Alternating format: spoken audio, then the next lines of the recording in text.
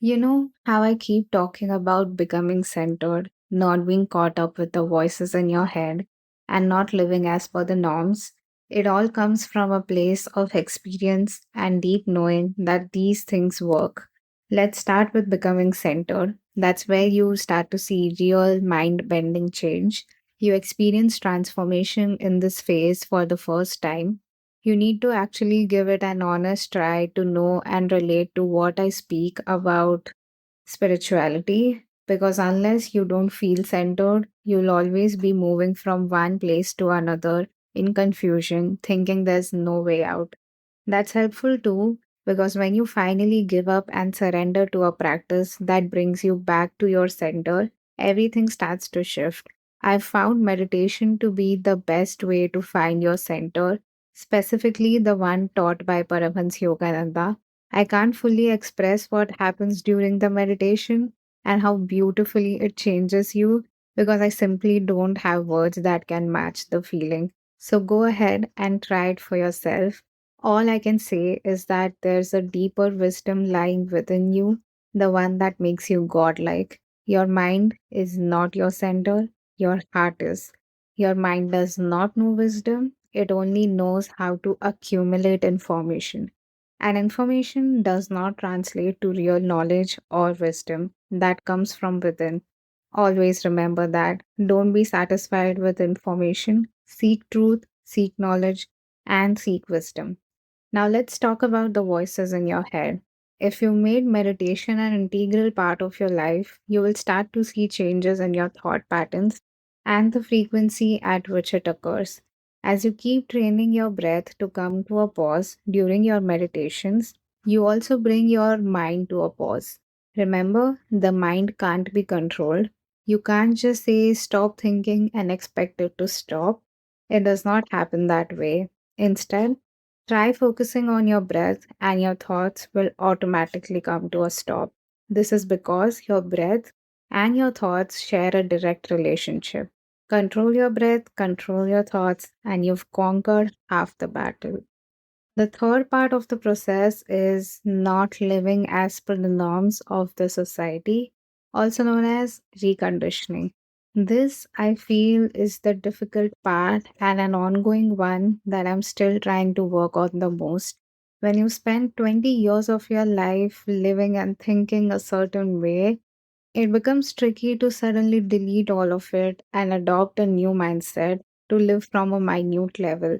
It's uprooting yourself from all your past tendencies and giving birth to wow, sorry for that, newer ideas, newer ideas, and possibilities of existence. It's your constant reminder to choose truth in a world that's mostly fake, chase inner peace in a world that's always wanting more, lean into service in a world that's blind for money, and incorporate meaning in a world that's forgotten what it looks like.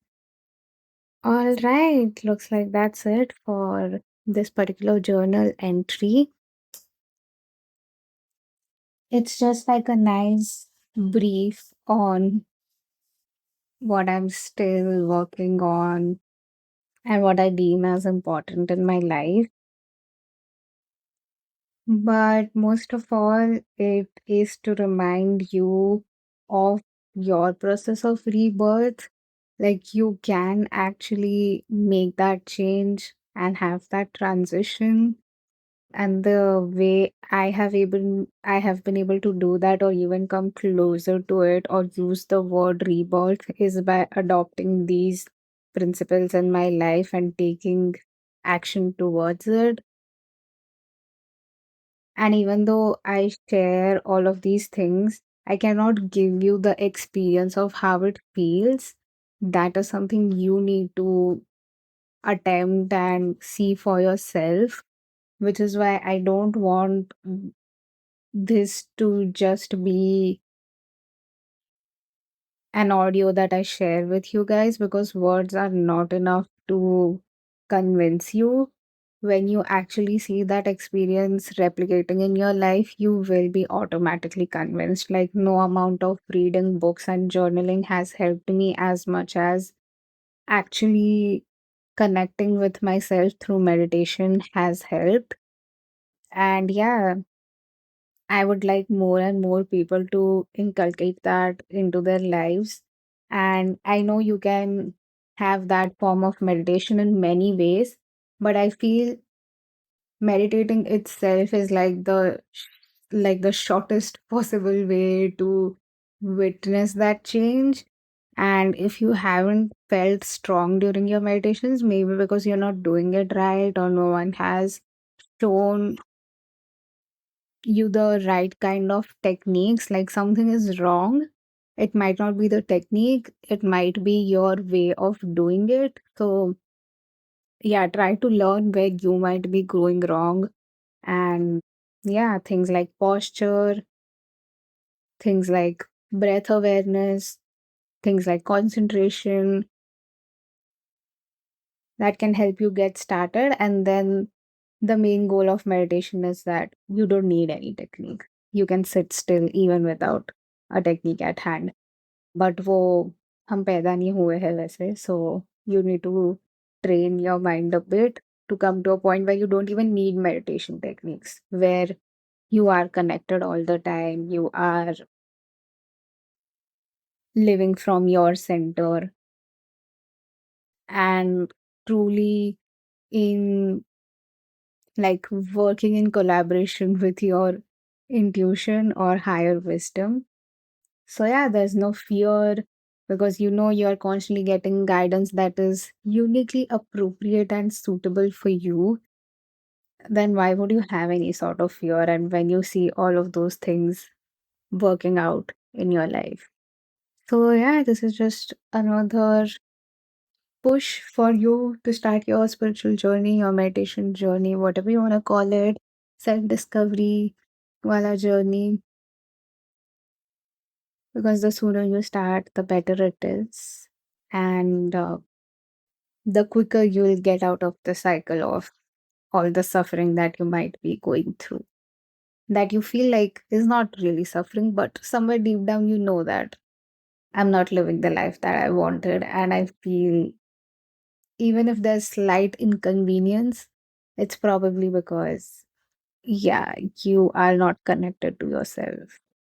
So we should be making every single attempt to make our lives more happier, healthier, wealthier, socially uplifted. I don't know उसका दूसरा version क्या हो सकता है. Yeah, the basis of it all. So I love how Paramahansa, I will keep talking about Paramahansa Yogananda a lot because that man has answered every single question that I had in such a beautiful manner. And yeah, this is for people who do not connect as much spiritually, which I can totally understand. So the explanation that he gives about what we seek in life is मोटा मोटा happiness only. Even if you think about money, security तो है ही, but उसके साथ साथ you want to enjoy the luxuries of life and feel comfort and have some level of happiness. It's the same with relationships. It's the same with the work that you do. It's the same with when you put effort in your body to keep it fit. All of those things bring you happiness, which is why you're doing it. So at the end, whatever we are doing, we do it for a certain level of happiness. And that is like the overarching goal of our life. So what Paramahansa Yogananda is saying over here is the highest form of happiness, which is not fleeting, which surpasses any kind of happiness you've ever imagined, comes through connection with God or the divinity within you, or fulfilling your mission, or being in service, helping others, or knowing your talents and being able to work on those. So, all of those things are like lasting forms of happiness, and those come through spirituality, through God. So, even if you don't believe in it, just look at it as I want to have the highest form of happiness in my life, because everything that I have tried has only given me momentary sort of happiness, instant gratification. But it never really lasts, and I'm always trying to find more and more. And I feel like the process is not as much fun, and I'm tiring myself out just for very little gain. So yeah, look at it as the highest form of happiness you can have in your life, and keep that in your mind when you try to grow in your self discovery journey. So, yeah, that's it from me for this one. I'll see you in the next one. Thank you so much. If you made it this far, thank you for listening. And yeah, I'll see you.